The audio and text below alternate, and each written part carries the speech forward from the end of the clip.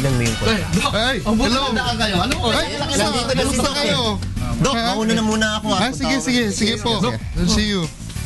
Good morning po. Good morning. Kumusta? Kumusta? Good morning po. Bigyan kong doktor, ha? Oo. Pagdating sa Oh, hello. Bigyan doktor. Dr. Abes. Dr. Franco No? Abes. Hello. Kumusta kayo? Kumusta? Dr. Abes. Oo.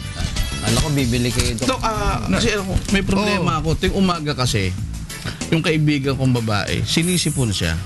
Ah, ito yung umaga. Oo, tuwing umaga. Madalas yun. Tapos Araw-araw? Halos Oo. araw. Pagdating naman ng tanghali, nawawala. Tapos pagdating ng gabi, babalik na naman.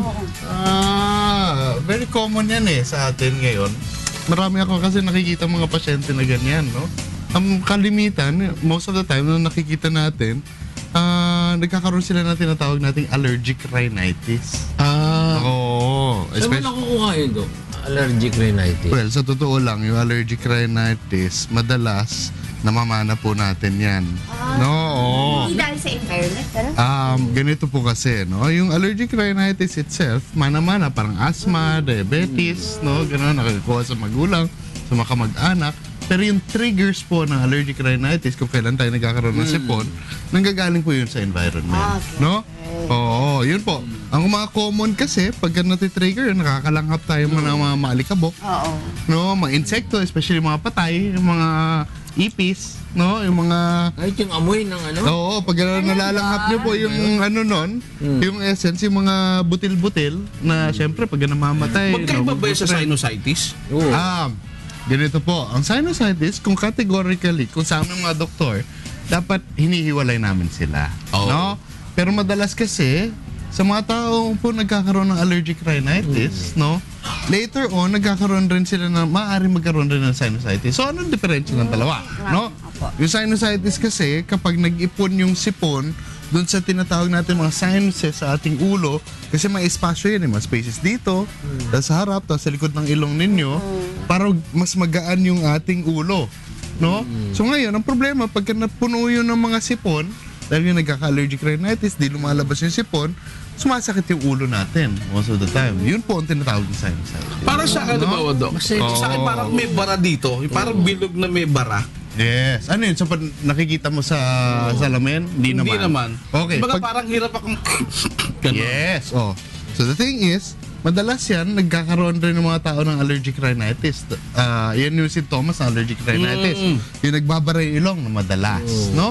Ang problema kasi, pag hindi natin kinontrol yung allergic rhinitis, maaaring magdulot to ng mga ibang problema tulad ng pagkakaroon ng polyp. No? So, ano naman yung polyp? ano yung polyp? Yung polyp. Polyp No? din. So, ganito, no? Ang polyp kasi, hindi ko masasabi na bukol talaga siya. No? Pero laman siya sa loob ng tenga na lumalaki. No? Ayun. Sa Oo. tenga. Ay, sa ng tenga parang tuloy. Ng ilong, I mean. Kasi Tenga tuloy, ng ilong. Kasi may niyang luga yun No, siya ng sabi ilong. ko. Oo, ng ilong. Mali. So anyway, dun sa ilong natin, di ba pagka nagkakaroon kayo ng sipon, madalas kasi dahil sa allergic rhinitis, Apo. no? Minsan, di na bumabalik sa dati yung lining ng ating ilong.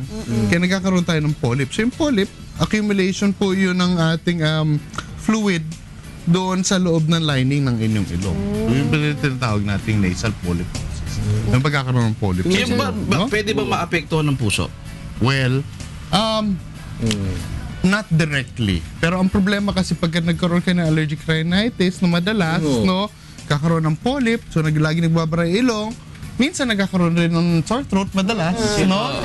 Yun po, nagkakaroon ng tonsillitis. Ang problema, pag lagi kayo nag-sore throat, nagkakaroon ng tonsillitis, lumalaki naman yung tonsil sa magkabila. So, ano problema kung lumalaki yung tonsil? Pagka kasi natutulog kayo, na gano'n, relax, di ba? Natutulog na gano'n. Ngayon yung dila pumunta sa likod, so lalong kumikipot yung daanan ng hangin. So pag may tonsillitis, may polyp, may allergic rhinitis, konti na lang yung dumadaan na hangin sa loob. So, maaari kayong magkaroon ng tinatawag nating sleep apnea. Yung sleep apnea, yung biglang para kayong, kumbaga in short, nakukulangan ng hininga. No? Minsan, ng oxygen. Asthma, Dok. Kasama dyan? Ha? Damay na rin yung asthma dyan. Ang asthma kasi, nasa spectrum po kasi ng allergic rhinitis. On the far end, sa very mild allergic rhinitis. No? Pag pumunta siya sa baga natin, yung pamamaga, doon po nagigiran ng asthma. Anong remedy, Doc? Pag halimbawa Okay. may allergic rhinitis ka, Sige. So, pagka may allergic rhinitis, ang number one, avoidance ng mga triggers na tawag natin, yung mga allergen. So, common dyan. No? Makikita ko sa marami kong mga pasyente, yung na-expose sa mga alikabok, sa mga insekto, marami gamit sa bahay. No? Tayo, alam mo naman tayo mga Pilipino, mahilig Magkolekta. mahilig magkolekta. Di ba? Na 3 taon. Sentimental value. Oo, 3 taon, nandyan na. Nandyan pa rin, di gumagalaw, di ba? So, ang advice ko, get rid of the things na hindi nyo kailangan. Minimalism. Oo, minimalist, lagi malinis ang environment. Kasi pollen, yung mga sa mga bulaklak, no? Kunwari kayo, nagtatrabaho dyan sa mga flower market natin, minsan nagkakaroon rin ng Dok, allergic yung malakas rhinitis. humilik, kasama ba dun sa allergic rhinitis? Maaari, no? Madalas rin nagkakaroon ito. Yung humihilik kasi, paminsan... Sobra, may katabi kasi ako, napakalakas Yes. humihilik. Ang kailangan dyan, pa-check rin siya. Oo. Kasi, May sipon, hindi, sinisipon siya. Oo, Tapos kasi- ang lakas humilik, yun nga. Pag pag wala sumisipon, naman sipon, napakahina. ayun. lang. Pero pag sinisipon, mas grabe, Oo, di mas ba? grabe. Kasi syempre, yung sinabi ko kanina, mas makipot na yung daanan ng hangin. Ayun. So, lack of oxygenation, kulang yung hangin na pumapasok, anong problema? Pagka kulang yung hangin, mas napapagod tayo. Yung mga taong to parang pagod parate Oo. pag may apnea. Yes. Kasi mas nagtatrabaho yung puso. So, yung tanong nyo kanina, nakaka-apekto ba sa puso? Nakaka-apekto. More or less, pagka nagkaroon ng sleep apnea. No?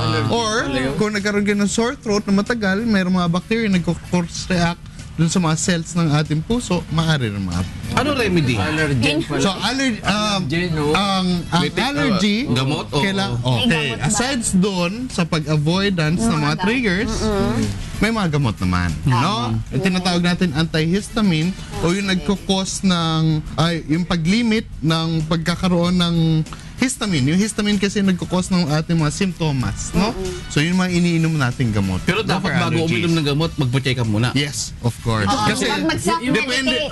depende kasi yun sa degree. Minsan kailangan na iba pang gamot aside from the Eh, antihistamine. yung mga mask dos na ano, yung mask na ano. Face mask. Yes. Dami. Especially pagka Oo. naglilinis kayo sa bahay. Advisable yun. Ano? So pag maglilinis sa bahay, magmamask as much as possible. Ako, I even advise my patients to wear their mask hanggang 1 oras pagkatapos maglinis.